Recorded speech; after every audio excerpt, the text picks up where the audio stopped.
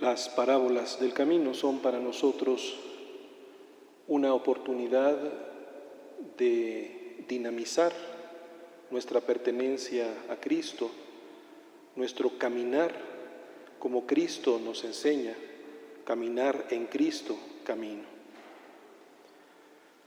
Para esta tarde quisiera invitarlos a que dispongamos nuestro corazón y nuestra mente a este ejercicio de lectura orante de la palabra de Dios con las palabras y los sentimientos de María Santísima, después de que se encaminó presurosa a las montañas de Judea y después del saludo que se dirigieron ella e Isabel, ella expresó estas palabras. En el nombre del Padre, y del Hijo, y del Espíritu Santo. Amén. Proclama mi alma la grandeza del Señor. Se alegra mi espíritu en Dios mi Salvador, porque ha mirado la humillación de su sierva. Desde ahora me felicitarán todas las generaciones, porque ha hecho en mí grandes cosas el que todo lo puede. Santo es su nombre, y su misericordia llega a sus fieles de generación en generación. Él hace proezas con su brazo, dispersa a los soberbios de corazón, derriba del trono a los poderosos y enaltece a los humildes. A los hambrientos los colma de bienes y a los ricos los despidió sin nada. Auxilia a Israel su siervo, acordándose de su misericordia, como lo había prometido a nuestros padres, en favor de Abraham y su descendencia por siempre. Gloria al Padre, y al Hijo, y al Espíritu Santo, como era en el principio, ahora y siempre, por los siglos de los siglos. Amén. Las tierras de un hombre rico. Seguiremos una vez más la dinámica de la lectura orante de la palabra, de la Lectio Divina. Hemos dicho que tratamos de presentar las parábolas del camino por varias razones. Son las parábolas que solo Lucas nos transmite y que se ubican en el camino de Jesús cuando decidió dirigirse hacia Jerusalén. Son las parábolas en las que Jesús mismo se encuentra en camino para cumplir la salvación del género humano. Pero además son todas ellas parábolas que de una manera u otra nos hablan sobre el caminar, sobre el modo concreto de seguir a nuestro Señor Jesucristo.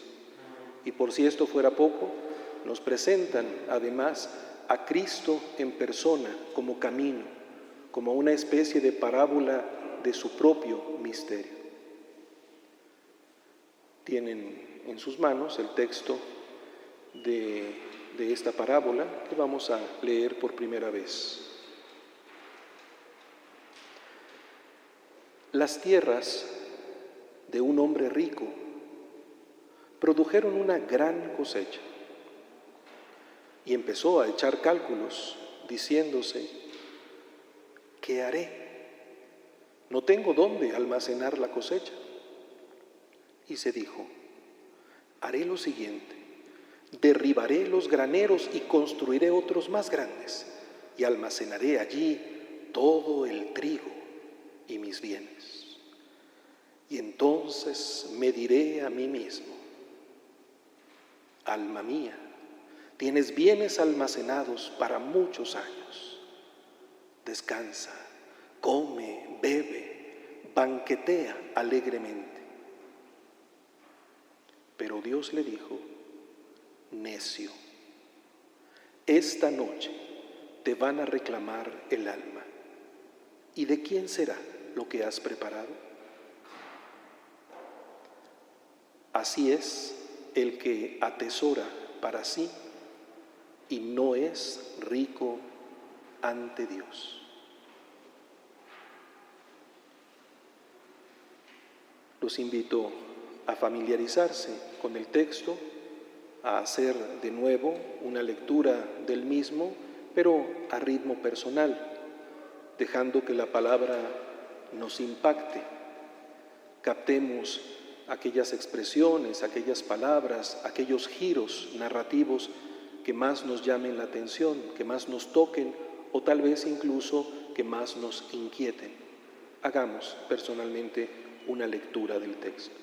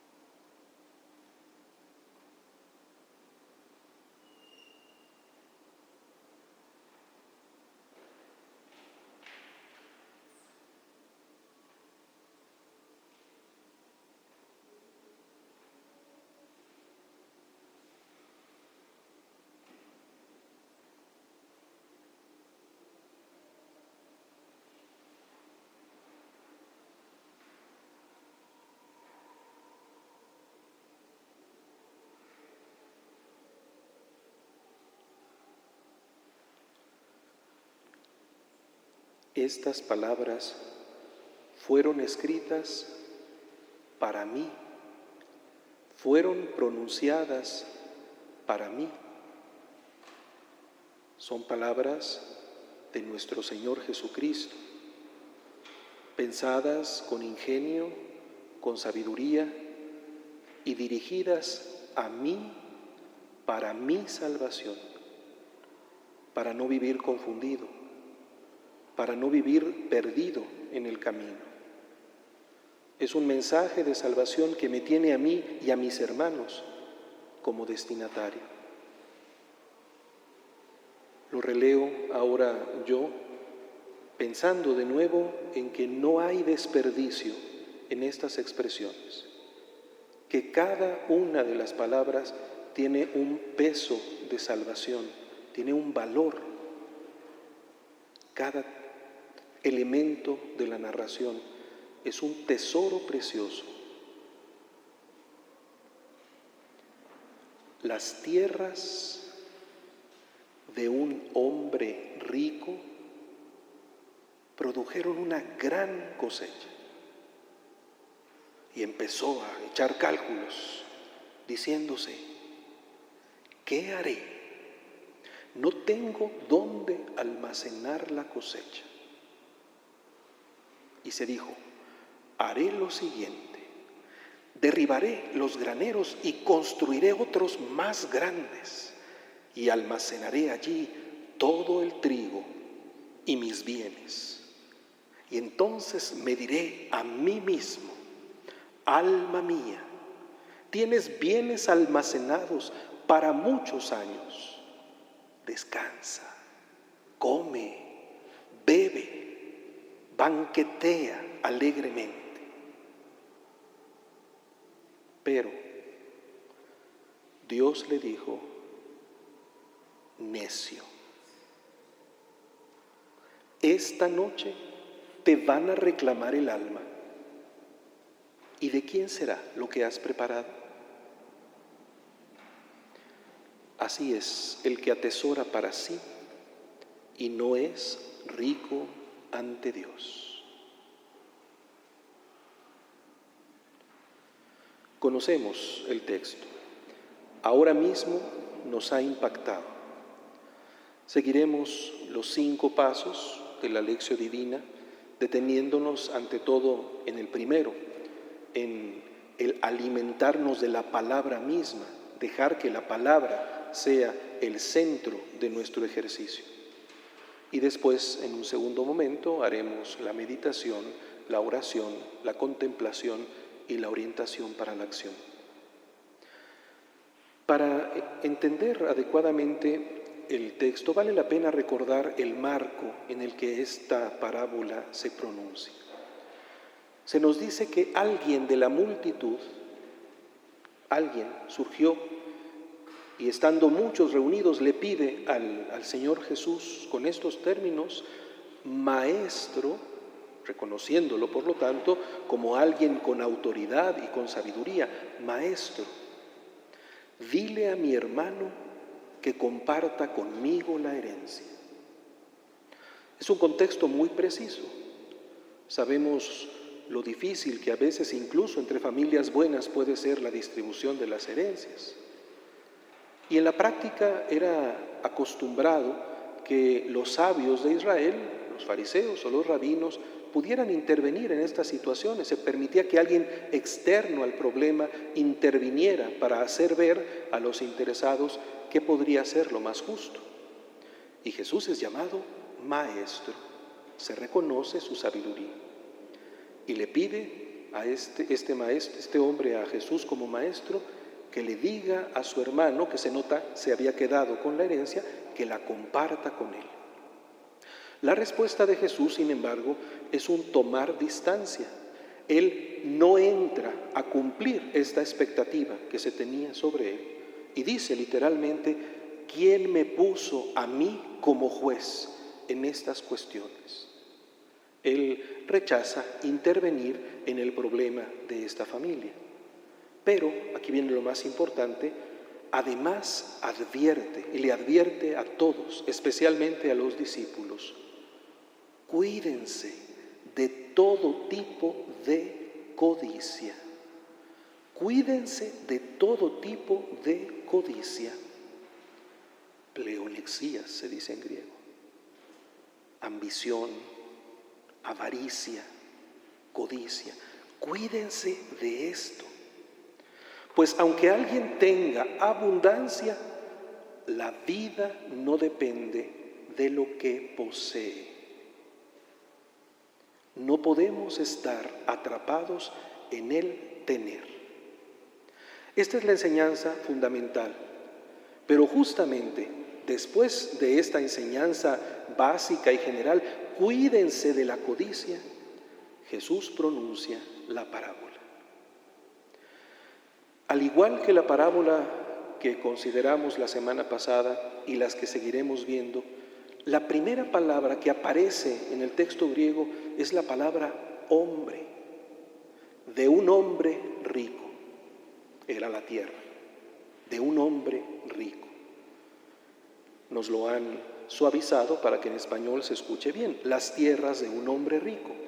Pero es importante subrayar que los protagonistas de estas parábolas siempre son hombres, hombres sin nombre, que no logramos identificar más que por algunos rasgos. Aquel era un hombre que bajaba de Jerusalén, fue asaltado.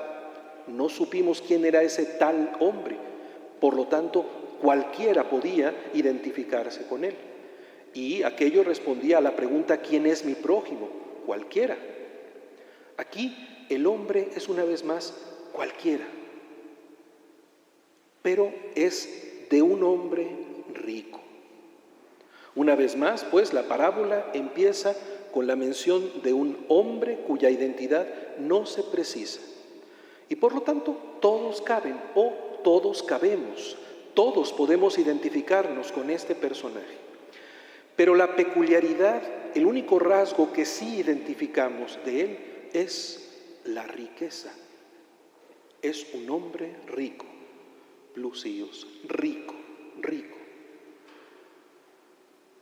Ahora mismo, en el rezo del Cántico de María, recordábamos una expresión de ese canto: a los ricos los despide vacíos.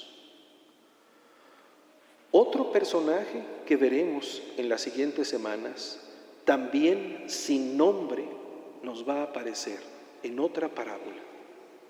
Será aquel que banqueteaba espléndidamente mientras un miserable de nombre, él sí conocemos el nombre, Lázaro, estaba a la puerta de su casa.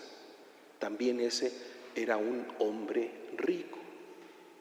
Y podemos recordar cómo San Lucas no solo presenta las bienaventuranzas afines a las de Mateo, sino que las contrasta con una serie de lamentaciones. Y hay una lamentación expresamente que dice así: ay de ustedes los ricos, porque ya han recibido su consuelo. Ay de ustedes los ricos, porque ya han recibido su consuelo. Y esto contrasta evidentemente, por una parte, con la sierva, con la esclava de Dios, que se ha reconocido entre los pequeños y sin embargo dice que las generaciones la llamarán bienaventurada.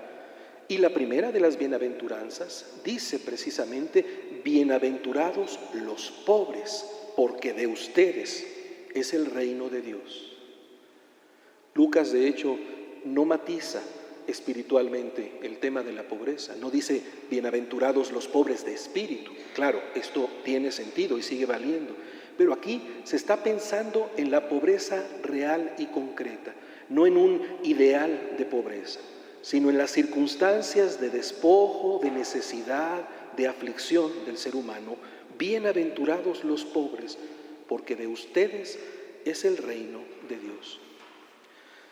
Como ya nos pudimos dar cuenta, en esta parábola el contraste respecto a la riqueza todavía se acentúa más que en el ay, porque en el ay se dice: ay de ustedes los ricos, porque ya tienen su consuelo.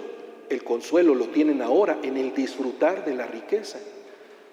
En el presente se está pudiendo vivir con satisfacción el gozo de esos bienes. En la parábola, por contraste y dramáticamente, ocurre algo grave. Ni siquiera va a tener tiempo de disfrutarlos. Solamente va a tener en la mente la ilusión de una satisfacción y de un proyecto que quedará totalmente frustrado. La vanidad de las riquezas resulta aún más evidente. De un hombre rico, y continúa el texto, de él la tierra, su tierra, produjo en abundancia. La tierra de él, su tierra. La tierra, Jehora. ¿Qué es la tierra? Es el lugar que se puede habitar. Habito en mi tierra. Esta es mi tierra. Yo me identifico con este lugar. Incluso en el contexto de las promesas de Dios, la tierra es aquello de lo que se puede llegar a tomar posesión, la tierra prometida, que finalmente el pueblo elegido y guiado por Dios toma como posesión. También es la que se puede trabajar para que produzca. Lugar para habitar, del que se puede tomar posesión, sobre el que se puede trabajar para que produzca. De hecho, esta mención a la tierra es lo más cercano a una referencia al camino. Podemos comparar la tierra con el camino. ¿Cuál es la diferencia entre mi tierra y el camino que sigo? La tierra que se posee y el camino tienen algunas cuestiones en común: el polvo, la ubicación, el estar ahí en un momento. Pero mientras la tierra indica algo estable, una instalación, una posesión, mi tierra, una labor, todo esto nos habla de la tierra como algo que permanece. El camino, en cambio, establece el vínculo entre los lugares que se habitan. Voy de mi casa a la casa de alguien más. Ahora mismo recordaba, María se encaminó presurosa a las montañas de Judea, se puso en camino desde su casa en Nazaret hasta la casa de sus parientes. Esto es lo que hace el camino: unir los lugares en donde las personas habitan o en las que las personas necesitan estar en algún momento. El camino entonces está caracterizado por el movimiento, por el desplazamiento, por la inseguridad y lo decíamos ya la semana pasada, por la incertidumbre, no por la habitación. En la tierra poseída no hay itinerario, más bien hay seguridad, permanencia. De aquí soy, pertenezco aquí, aquí me siento cuidado y protegido. Todo mi universo se establece desde mi hogar. Hay que ver que no se trata en modo alguno de condenar la habitación, ni tampoco el trabajo en la tierra. No es un llamado a vivir como parias o a vivir permanentemente como peregrinos. El mismo Señor nos dice que prepara una morada.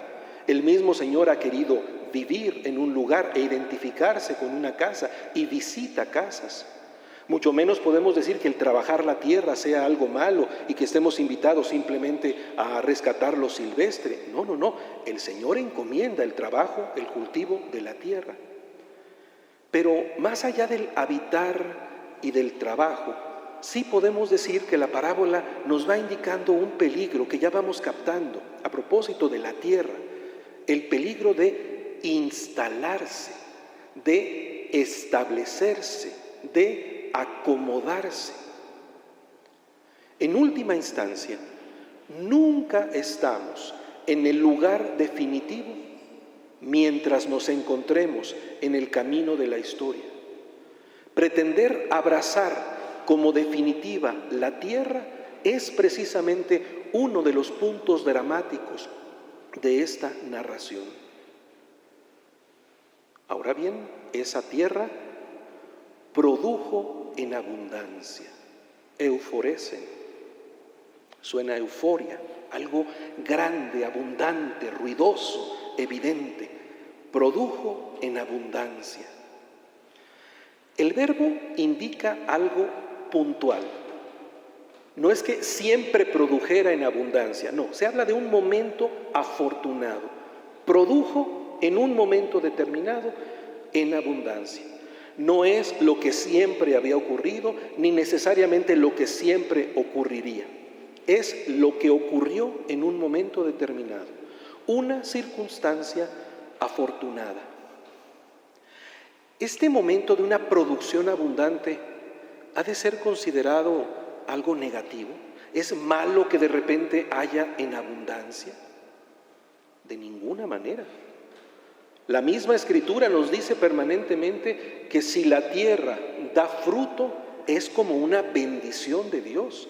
La abundancia de la tierra es siempre un regalo de Dios. Y además, si esa abundancia es el producto del trabajo del hombre, hemos de decir que se ha logrado cumplir la misión humana. Esa abundancia es el resultado del compromiso en el trabajo. Eso es bueno, es bendición de Dios y es fruto del trabajo del hombre. Esta abundancia no es lo maldecido en la secuencia. Más bien, lo que se revisará es la actitud que se toma respecto a ese momento puntual, respecto a esa abundancia que ha surgido, como lo veremos. Y lo que ocurre entonces que será disponerse al egoísmo y trazar como seguridad para el futuro, para siempre, lo que ha ocurrido en un instante, establecernos en este momento afortunado y lanzar hacia adelante como si esto fuera lo único, nuestra habitación y nuestra ubicación. Por eso, la bendición de la abundancia se convertirá para este hombre rico en una maldición. De un hombre rico, la tierra produjo en abundancia. Y entonces nos dice el texto, él razonaba al interno de sí mismo, dielogitzeto en eauto. Muy interesante. Este razonar al interno de sí mismo es emplear la palabra con él mismo, es platicar consigo mismo. Es un momento de interioridad y ocurre al interno de sí mismo. Usa la palabra, otra bendición. Tenemos palabra, la palabra interior. Tenemos una palabra que podemos pronunciar ante nosotros mismos para desdoblarnos la realidad y cavilar y reflexionar sobre ella. Por eso usa la palabra interior, para pensar. Pero aquí ya empieza la trampa. La abundancia lo vuelca en sí mismo. Lo que va a hacer este hombre es encerrarse. Este es el inicio del problema. El contenido de la reflexión nos va a confirmar este movimiento. La abundancia, en vez de volverse algo que se explaya, que se comparte, que se da, se encierra. Él se encierra de manera egoísta. No mira a los otros, no mira la vida eterna, no considera al Dios que lo ha bendecido. El diálogo puede parecer apertura, pero en este caso es un diálogo que se queda en el interior de él mismo. Es el diálogo del egoísmo. Y esta es la primera condición de la codicia, el encerramiento en el propio universo. El no tender las redes hacia afuera, sino captar esas cosas, esa abundancia como propia y simplemente encerrarse. Este detalle del dialogar en sí mismo ya nos lanza el primer movimiento de la trampa, que se dice a sí mismo: ¿qué haré?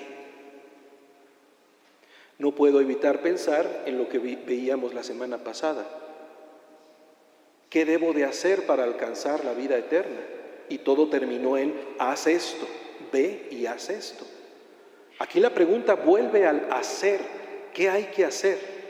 Pero es un hacer que se vuelve a ubicar en sí mismo. ¿Qué hago yo? ¿Qué haré yo? Mirando al futuro, ¿qué hago yo? Las circunstancias han abierto un escenario inesperado, una riqueza que no se tenía en cuenta. Y estas nuevas circunstancias vuelven necesario tomar decisiones, porque hay un nuevo contexto y hay que decidir lo que se va a hacer y luego hay que actuar. A partir de las circunstancias se piensa, se toman decisiones y se actúa. Vean cómo todo el dinamismo humano está funcionando. La bendición de nuestra inteligencia, de nuestra voluntad, se ponen en operación en este hombre. No es que funcione mal el ser humano funciona, pero en este caso toda la operatividad, todo el dinamismo humano están perdiendo el rumbo a partir de este encerramiento. Sin duda es él, porque son sus tierras, quien debe hacerlo. Y va a poner en juego su astucia, su orientación, su valentía, su ingenio. Todo se pone a funcionar. Pero basta planear, basta pensar lo que hay que hacer para que se garantice que lo que vamos a hacer está bien. ¿Qué pasa cuando decimos, haz lo que tú quieras? Siempre ese haz lo que tú quieras es una buena idea. Lo cierto es que el futuro dependerá de las decisiones que tome y de las acciones que realice. Es dueño, lo dice, no solo de la tierra, no solo del fruto de la tierra, sino de su propia vida. Lo vamos a ver en el diálogo que tiene consigo mismo. ¿Qué haré? ¿Cómo me hago cargo de mi circunstancia? ¿Cómo asumo mis capacidades delante de este contexto en el que estoy viviendo? ¿Qué haré?, se pregunta. Y viene aquí una dificultad. No tengo dónde almacenar mis frutos. No tengo dónde almacenar. La preocupación es dónde guardar esta abundancia. La circunstancia nueva contrasta con una situación que ya se tenía. Las bodegas para guardar las cosas eran pequeñas, un estado de cosas. Así están las cosas. Pero dos términos en esta expresión nos van a acentuar una vez más el egoísmo de este hombre. Ya no solo el encerramiento, sino una manera de percibir las circunstancias y de llevar adelante su decisión y su proyecto. No tengo dónde almacenarlas. El tener es la clave de la discusión en su propia mente. No tengo dónde guardar. El tener es clave y se confirma con aquello que tiene. No tengo dónde guardar mis granos, mis bienes, mis cosas. El sentido de posesión. Esto es mío. no tiene bodegas. En cambio, sí tiene la abundancia que ha producido la tierra. Y considera todo esto como suyo. Las bodegas insuficientes y los frutos de la tierra son suyas. La posesión es aquí determinante. Identificar las cosas como propias. Continúa el texto, y dijo, esto haré. Se toma una decisión. No es un hombre que se queda pasmado ante la situación. No, de ninguna manera. Es creativo, tiene iniciativa, toma decisiones y va a llevar adelante su proyecto. Se prepara para la acción. Busca dirigir el futuro. Una acción, por cierto, en la que no se da un desplazamiento. No se mueve de la tierra, sigue en la tierra, no se pone en camino, no se abren relaciones.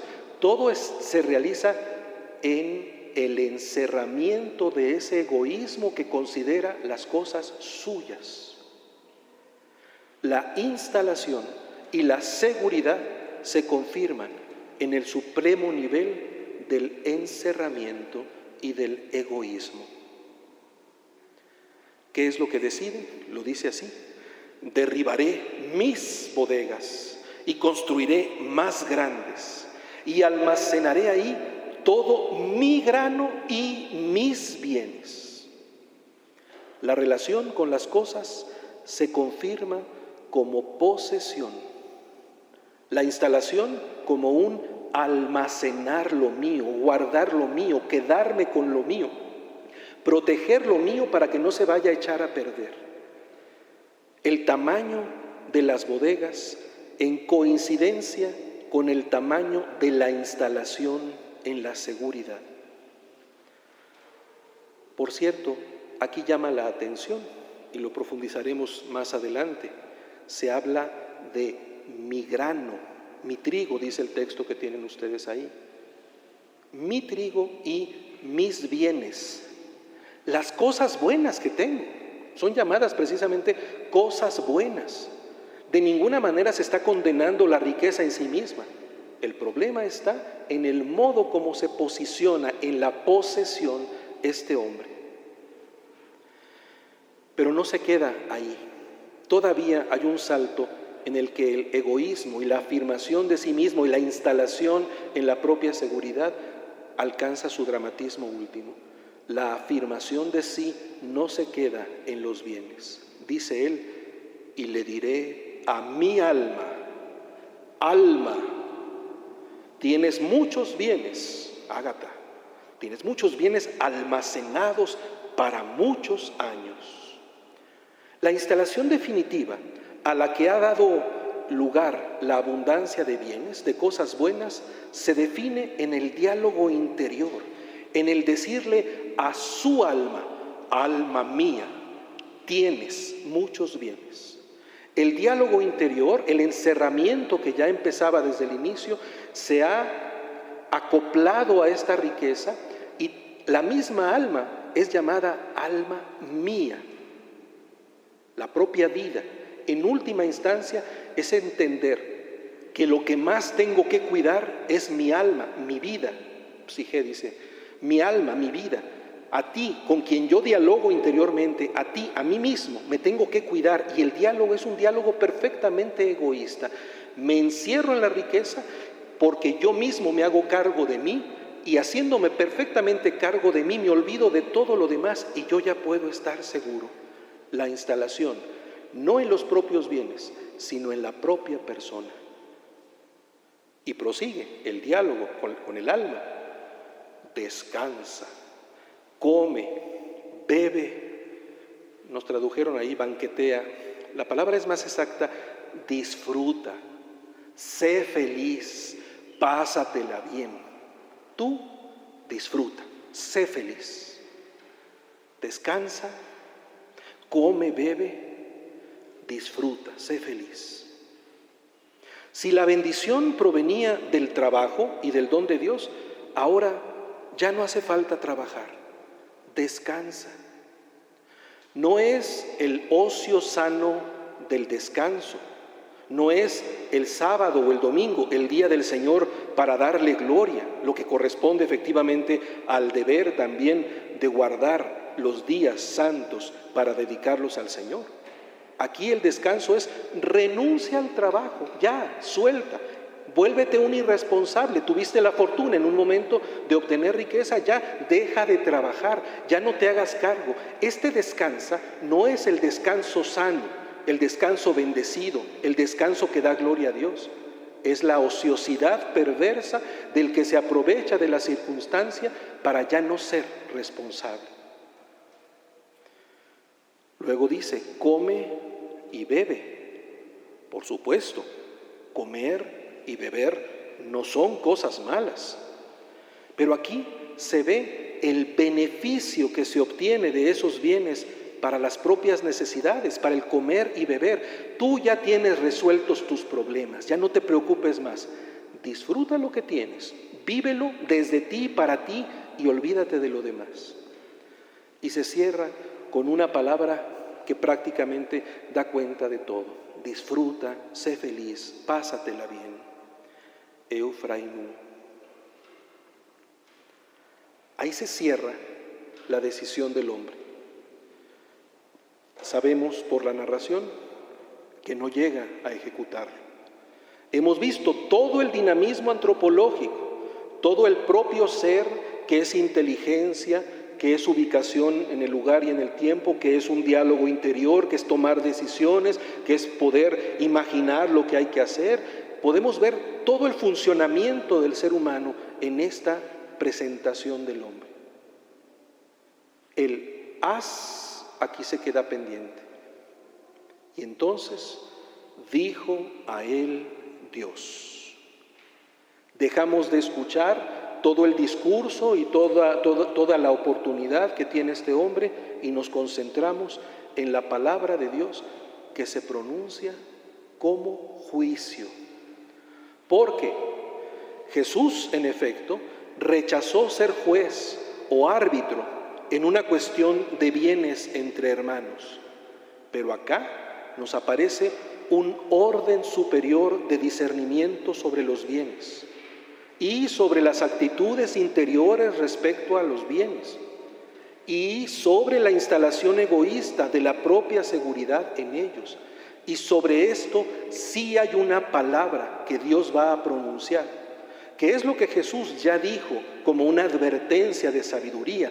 Cuídense de la codicia, atentos, porque esto los puede hacer naufragar, porque les hace perder el valor de la vida y entender que la vida vale a partir de las cosas que tienen y la vida no vale por las cosas que se tienen. Viene el juicio de Dios. Y una sola palabra es suficiente. Con esto ya entendimos todo. Necio. Necio. Y podemos escuchar el reclamo, porque a Dios no le gusta la necedad. Pero las decisiones humanas pueden contravenir la sabiduría de Dios, y cuando alejamos nuestra conducta de la sabiduría de Dios, nos volvemos necios. Afron.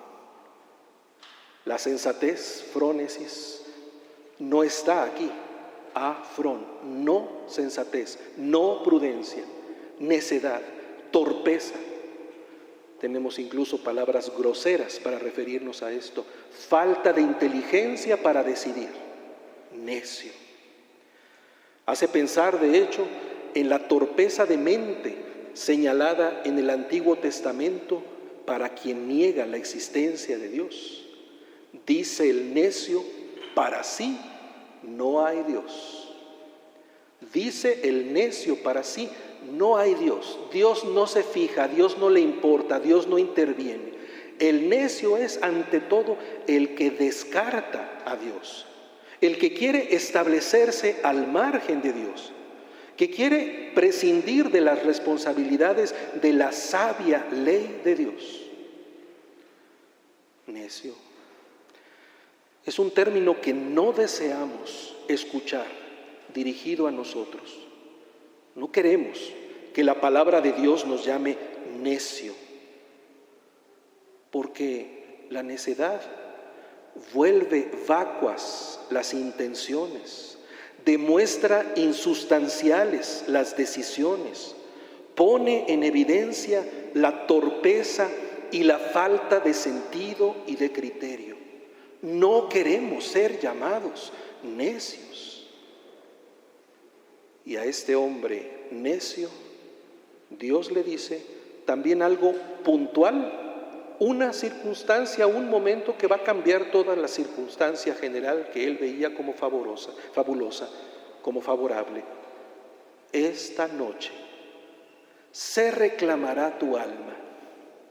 Es correcta la traducción, esta noche morirás, pero llama la atención que se vuelve a hacer referencia al alma. Él, el necio, se había puesto a dialogar consigo mismo y hablaba con su alma, alma mía, vida mía, dirigiéndose a sí mismo.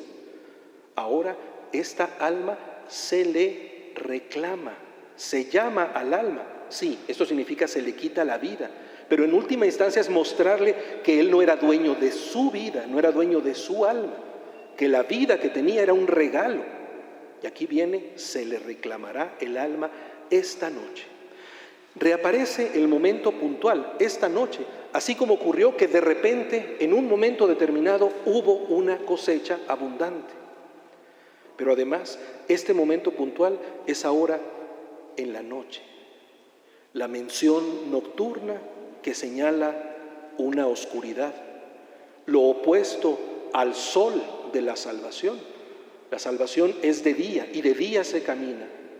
En la noche es la amenaza, es el riesgo, es la perdición.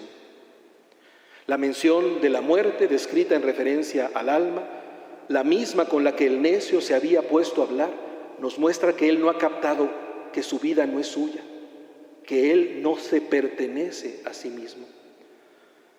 Esto nos hace ver que el alma, la vida, el propio ser, es un don. La propia identidad, la propia vida, todos los bienes en última instancia son regalos divinos. Y ante este reclamo viene la pregunta que nos deja en suspenso y que nos muestra la vanidad radical del hombre necio. ¿Para quién será lo que has preparado? La pregunta no se resuelve, narrativamente no sabemos qué pasó. Deja en suspenso el futuro. No sabemos, la parábola queda abierta dentro de la circunstancia y no se resuelve precisamente para hacernos ver que ahí estamos nosotros implicados.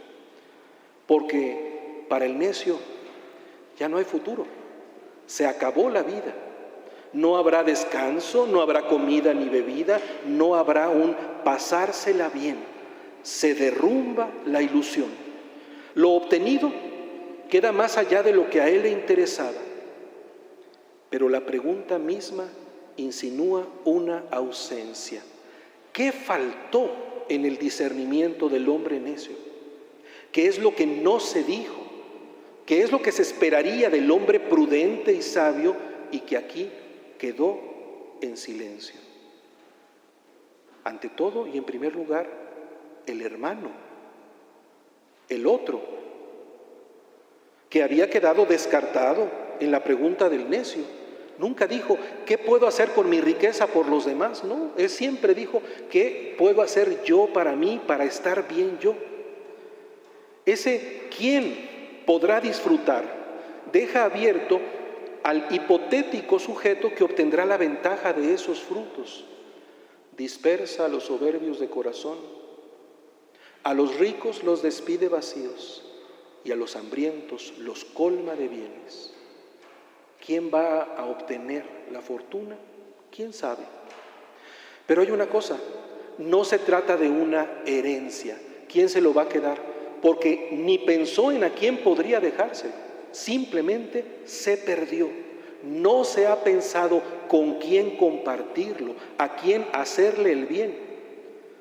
No se volcó fuera de él. No se pensó en el hambriento ni el necesitado. Pero a esta ausencia primera le sigue la ausencia más radical. Mis bienes, mis bodegas, mi alma. todo viene de Dios.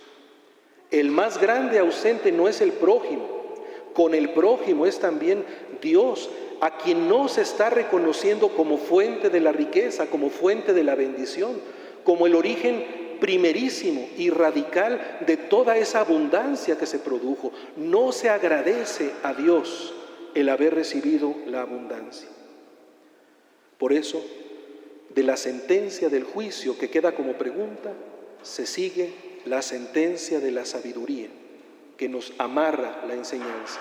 Si Cristo había dicho, cuídense de la codicia, aquí no se queda en la codicia, sino se nos abre el horizonte de la verdadera planeación, a lo que debemos consagrar nuestra inteligencia, nuestra capacidad de pensar y de administrar.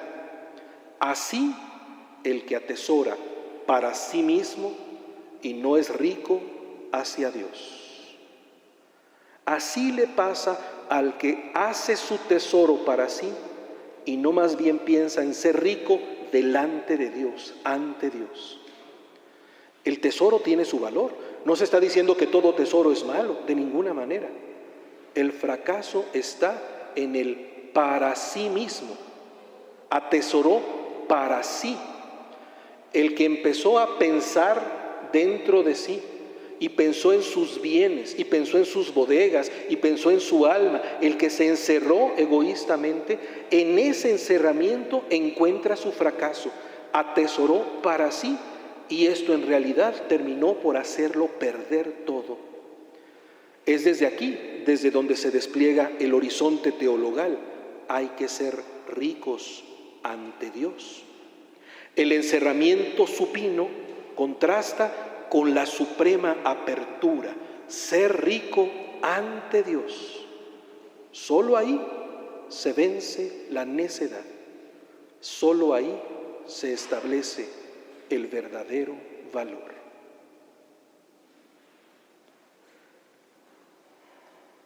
Cerremos nuestra lección, el momento de la confrontación directa con el texto, releyéndolo una vez más y haciendo un momento de silencio para que la palabra cale profundamente en nosotros. Las tierras de un hombre rico produjeron una gran cosecha y empezó a echar cálculos diciéndose, ¿qué haré? No tengo dónde almacenar la cosecha. Y se dijo, haré lo siguiente, derribaré los graneros y construiré otros más grandes y almacenaré allí todo el trigo y mis bienes. Y entonces me diré a mí mismo, alma mía, tienes bienes almacenados para muchos años. Descansa, come, bebe, banquetea alegremente. Pero Dios le dijo, necio, esta noche te van a reclamar el alma. ¿Y de quién será lo que has preparado? Así es, el que atesora para sí y no es rico ante Dios.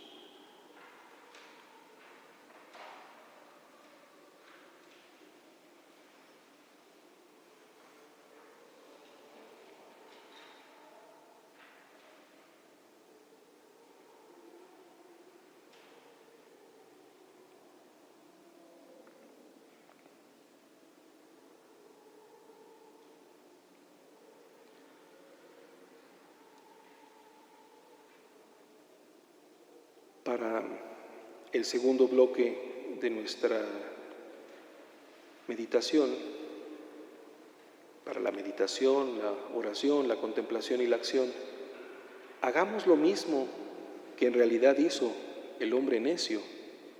Pongamos a funcionar nuestra capacidad de dialogar con nosotros mismos. La palabra nos ha sido dirigida, una palabra buena, una palabra de salvación.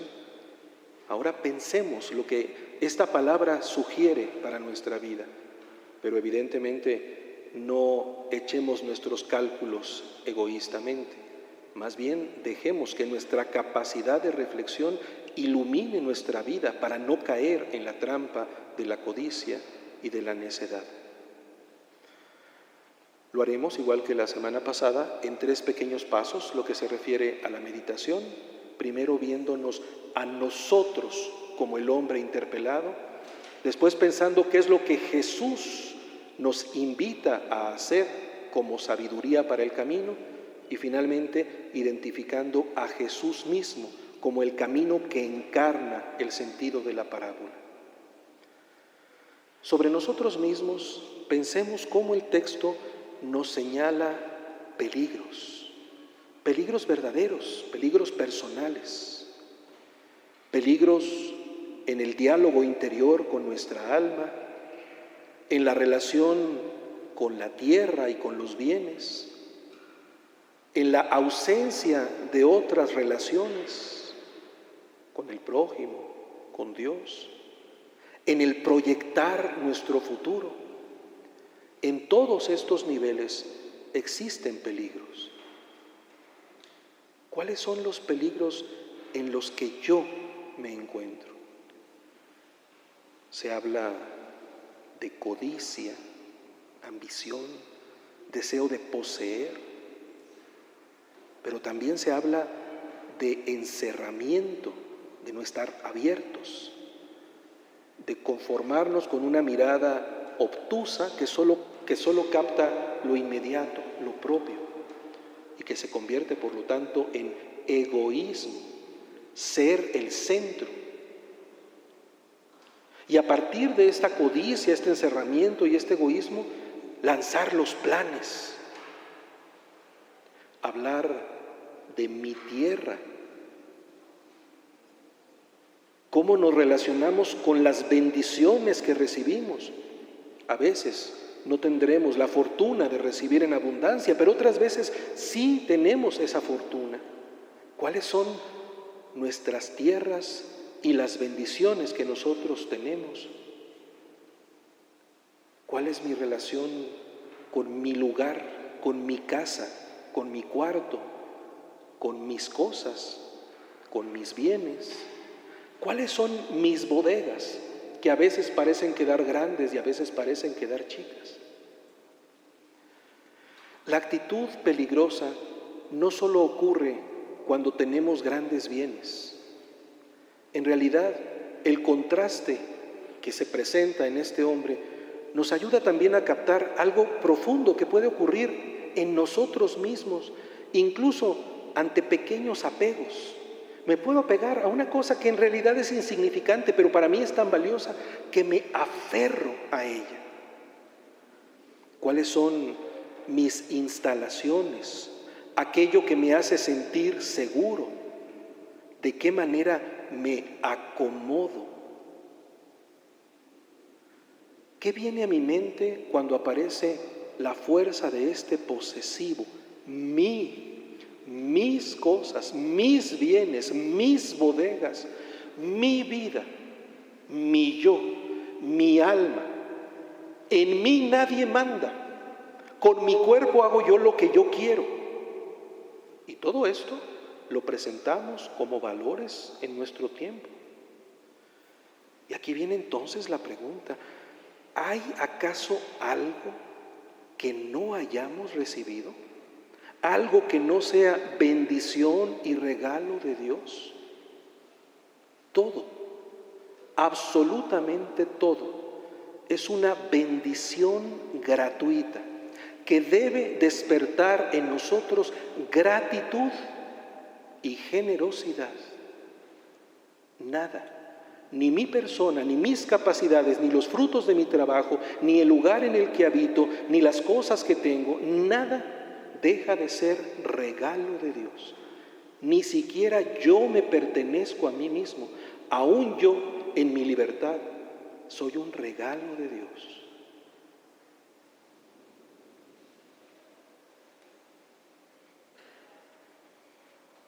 ¿Qué nos enseña Jesús en esta parábola?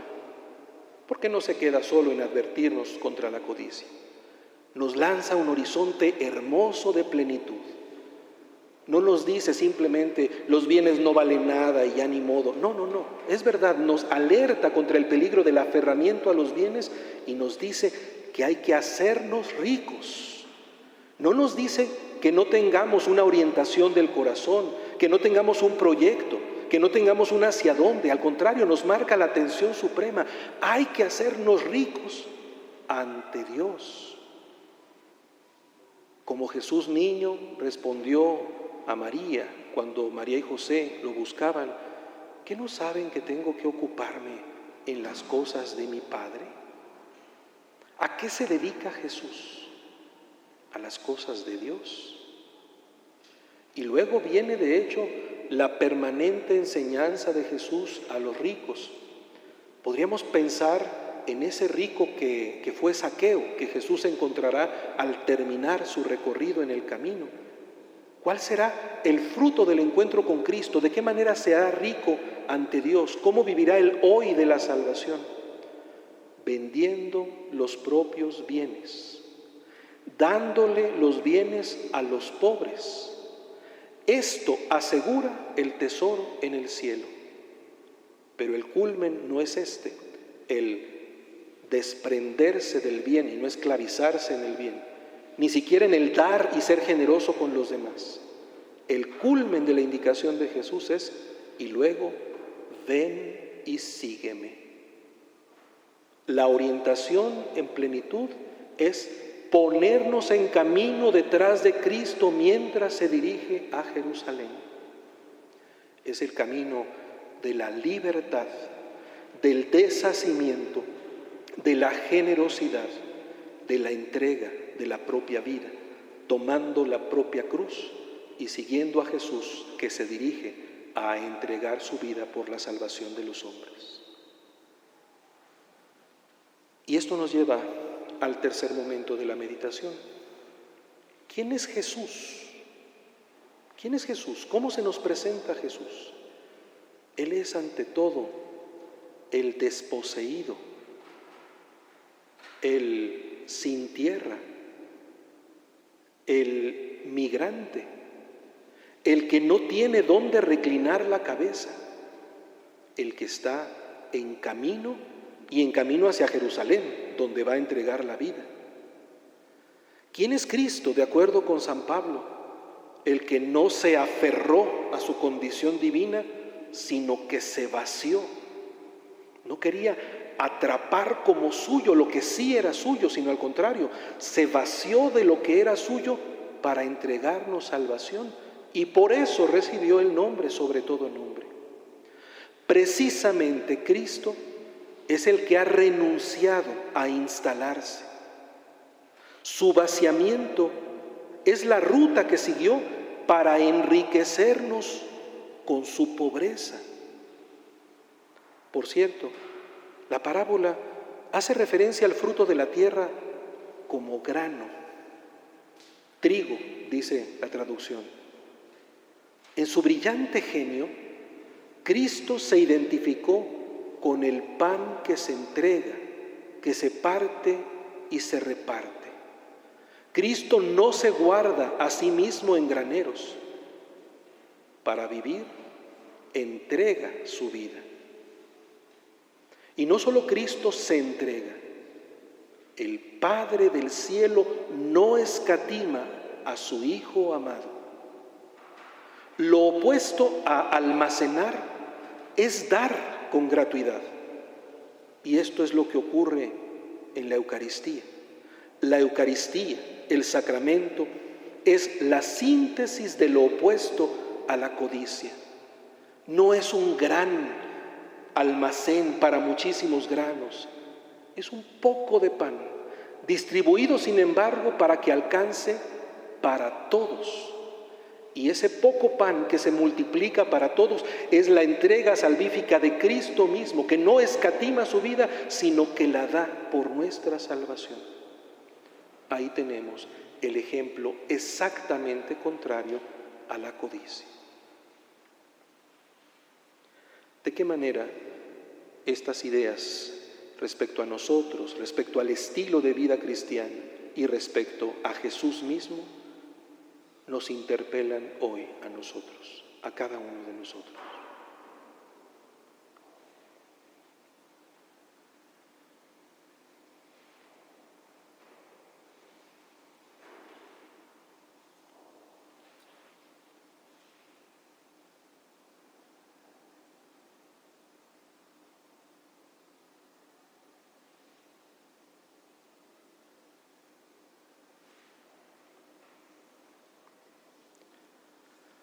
si hemos cavilado, reflexionado con la palabra para ayudarnos a captar la sabiduría de Dios, ahora dirijamos nuestra palabra a Dios. Oración. Los invito a que nuestra palabra sean también tres pasos que nos acerquen a Dios. Primero, démosle gracias por todas las bendiciones recibidas, por todo lo bueno que nos ha sido dado. Y descubramos que toda esta abundancia que ha producido nuestra tierra, que todo este grano riquísimo que se nos ha dado, viene del amor de Dios. Toda bendición es fruto del amor de Dios. Y por eso somos invitados a agradecerlo. Gracias. Pero si nos ha sido dado por amor, la respuesta que se espera es gracias dichas con amor, agradecer con amor. Captemos el gesto amable de la providencia. Mi alma, mis bienes, mis lugares vienen de Dios y me los ha entregado con amor. Gracias, y digámoslo experimentando el amor que Dios merece. Pero además de agradecer los dones que tenemos, demos gracias del salto que somos capaces de dar. Gracias porque más allá de todas las bendiciones que hemos recibido, somos capaces de soltarlo todo. Es hermoso haberlo recibido, pero no nos dejamos esclavizar. Hay un tesoro mayor, el verdadero tesoro. Gracias al Señor por ese tesoro de eternidad, por ese tesoro de vida, por ese tesoro del reino, por la mejor parte con la que nos queremos quedar. Gracias porque Él mismo se nos quiere entregar. Gracias por el deshacimiento. Gracias por el desbordamiento de salvación. Gracias por el abrazo que no se detiene y todo lo entrega para generar vida. Gracias por el tesoro eterno de Dios mismo.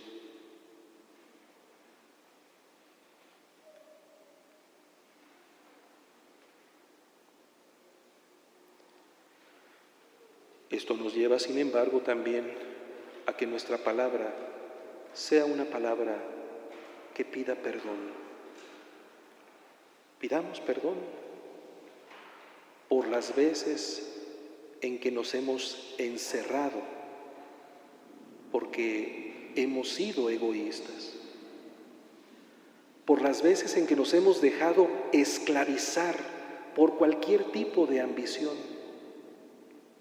por nuestros aferramientos, por los proyectos que hemos acariciado al margen de Dios y del prójimo, por instalarnos en lo pasajero, por confundir las cosas buenas, los bienes, con el Señor, el único verdaderamente bueno, por la afirmación caprichosa de uno mismo, por los proyectos vanos. Pidamos perdón, porque también nosotros hemos sido necios.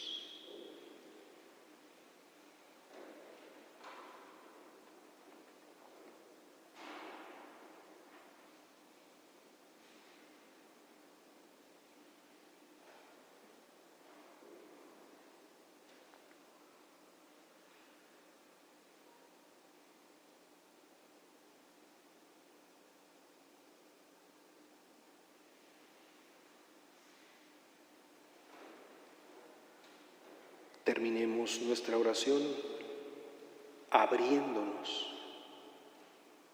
La oración es apertura, no es un mero diálogo con la propia alma, es descender hasta lo más profundo de nosotros mismos para encontrarnos ahí con alguien, con Él. En el sagrario de nuestra conciencia lo descubrimos presente y nos abrimos.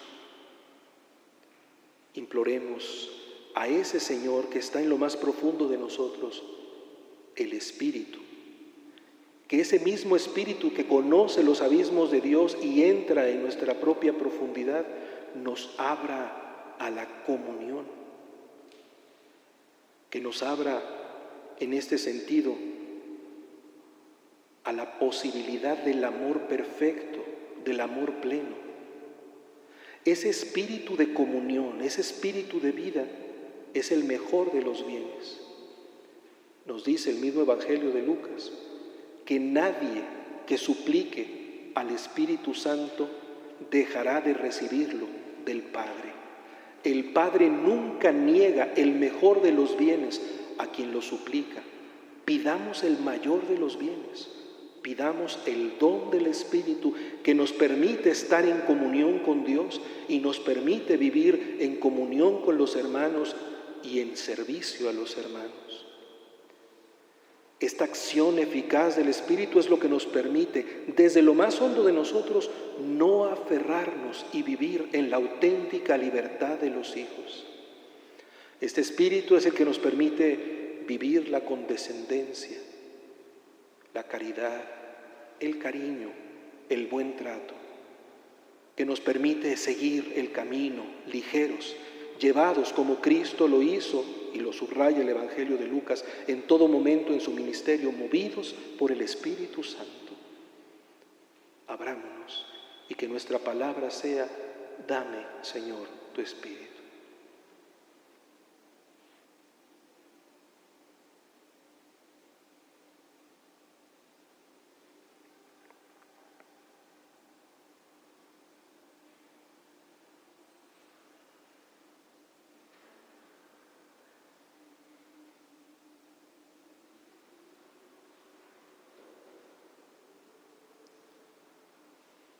Y que nuestra oración se cierre con un momento de contemplación, menos palabras y más percepción, más intuición, más sentimiento, más presencia de toda nuestra persona. Percibamos la falsedad de la luz del encerramiento, la falsedad de las luces artificiales o de las velas. Ahí no está la luz del sol. Sintamos con malestar la asfixia, la soledad, el vacío cuando estamos encerrados en nosotros mismos.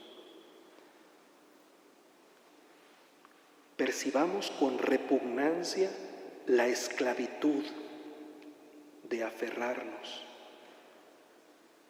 Captemos la vanidad de las riquezas terrenales.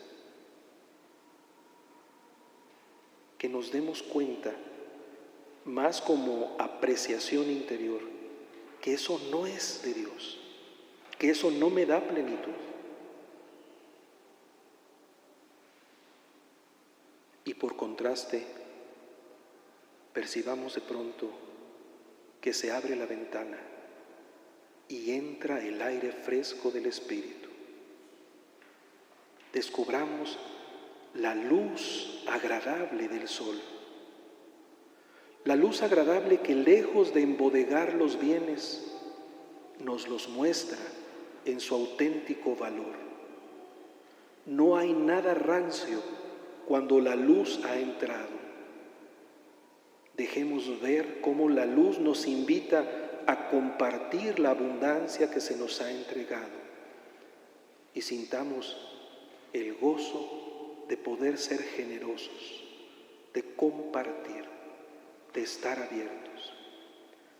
Y que este aire fresco del Espíritu, esta luz hermosa del Espíritu haga brotar en nuestro corazón una sonrisa ante el amor de Dios.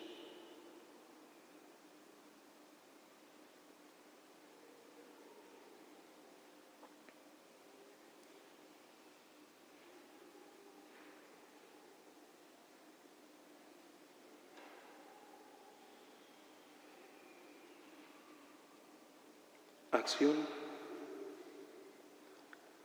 Se despliega ante nuestros ojos la tarea del futuro. Independientemente de las circunstancias en las que nos encontremos, la pregunta que se hizo el hombre necio es la misma pregunta que tenemos de cualquier manera que hacernos nosotros. ¿Qué haré? ¿Qué haré? Las circunstancias nos desafían. Ha habido cambios, en algunas cosas favorables, en otras menos favorables, pero yo podría decidir todo con egoísmo. Las situaciones puntuales nos plantean la actitud que tomaremos ante el futuro. ¿Qué haré?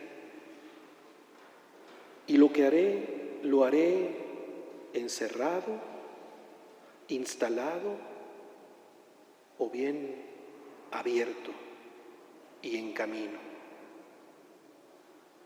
¿Cómo hacerme rico ante Dios? ¿Cómo evitar el peligro de la codicia? ¿Cómo reproducir en mi persona la apertura radical al amor? ¿Qué voy a hacer?